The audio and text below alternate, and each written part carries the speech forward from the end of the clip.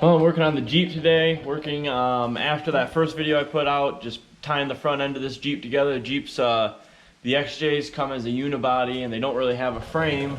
So this Jeep has already had a like a frame plating kit added to it. And the front of the Jeep was still kind of just some really thin like sheet metal. So I pretty much trimmed all that away, put this 4x2 120 wall rectangular tubing in here. With some plates on each side, and then kind of blended it pretty much to give the front of the Jeep the rigidity it needed for the steering, and then also to give me a base to probably build off of. I'm going to probably have to do some sort of mount to get to the swingers that I'm going to be building in here, but that is kind of where I'm at today. I've got to pull this pitman arm off. I'm going to be trying to build, I guess, a dual swinger setup in here with the box in the stock location. I'm gonna see if we can do that without moving the box.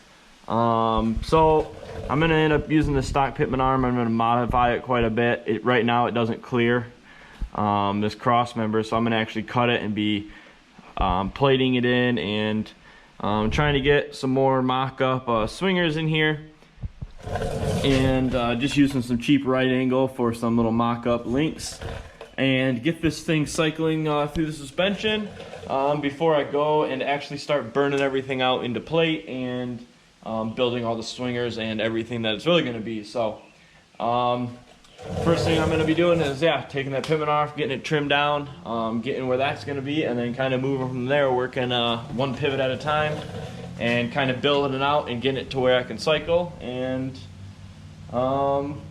yeah, I guess once I do that, then I can burn it all out. So I'm going to throw it on time lapse for a while and just go to work cutting and measuring stuff up and getting it cycling, and then come back and show you where I'm at.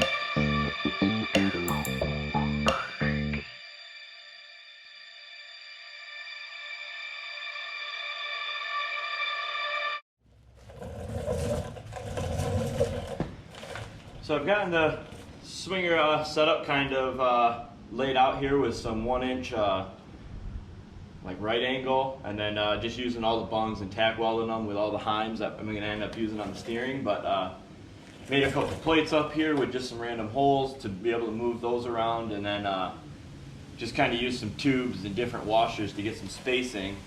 The spacing is front to back is still not right, because yeah, these are going to end up getting double plated on both sides, and then a Delrin bushing swinger up here with a 4-inch piece of tube where I can move those plates around to get the offset right, so that way these drag links don't hit when you're cycling through the suspension. So right now this barely hits this bolt, so I do have to get a little bit more offset in here.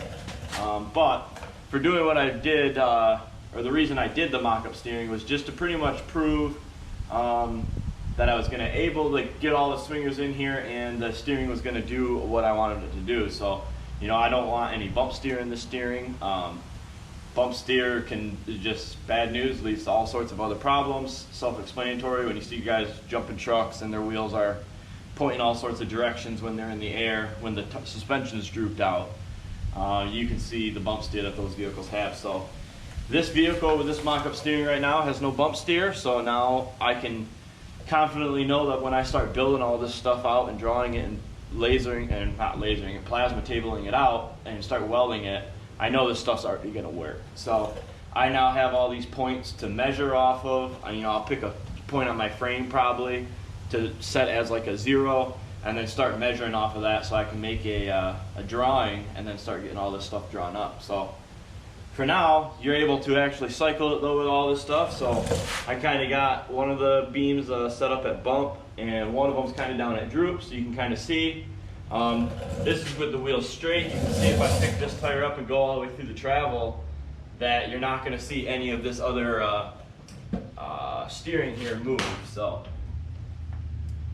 press that shock, pull it up, see the wheel stays nice and straight. The only thing moving is just this one drag link here. All the rest of that stuff is all staying right where it should be. So now if I go ahead and turn the wheel and actually steer this, you can see how it all is working together. So now we're turned all the way to the right, steering lock. Same thing again. So even with it turned all the way to the right, steering still works. The only thing moving is this drag link right here. And then we can even do it all the way back to the left.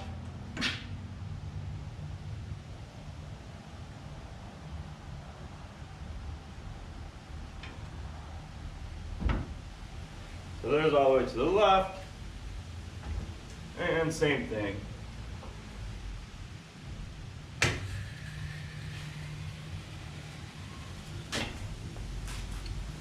So you can see how these pivots kind of work together. You can see how one of the biggest things, kind of the dead giveaway, is getting these drag links lined up with your beam pivots. It kind of makes sense. It's basic geometry.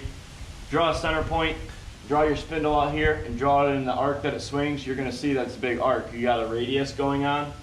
So if you put the steering point at a different radius than what your beam pivot's at, you're going to have intersecting points. Those intersecting points are exactly where your steering starts to give you bump steer. So when you see people that have, and maybe you're one of them, your tires are turning in, turning out, one goes in, one goes out, whatever you got going on, it's probably due to the fact that you're having issues with maybe these aren't lined up. Somewhere in your geometry, something's not lined up, and your arcs are fighting each other. So your suspension pivot and your steering pivot are fighting each other. And at the end of the day, your beam and tire is probably always going to win. So you're going to get steering that flexes. You're putting a lot of stress on these drag links, a lot of stress on these joints, these swingers, all of that stuff. Really, there should not be as much force going onto your steering as what's going onto your beams. The steerings are just directing the tires from the gearbox. So it's getting all the input from here. You do not want input coming back in your tire and transferring back up your links back into your wheel. That's how you're going to feel that stuff. When you're fighting your wheel because your tires are going all over the place, you probably got steering issues. So this thing, I'm super happy with how this thing's cycling. It's doing exactly what I want. I got perfectly straight swingers, so you can see, same thing. My pivot points are up in here, and I have arcs that intersect at these pivot points. Well, when they intersect, I'm getting very minimal vertical travel on these because I'm at the very center bottom of the arc. So when I turn left and when I turn right, they have the exact same vertical travel when it's full lock left and full lock right. So super happy, and like I said, I'm gonna take some measurements off this now, draw some stuff up, and start burning this all at a plate. So that's what's coming next. Thanks for watching.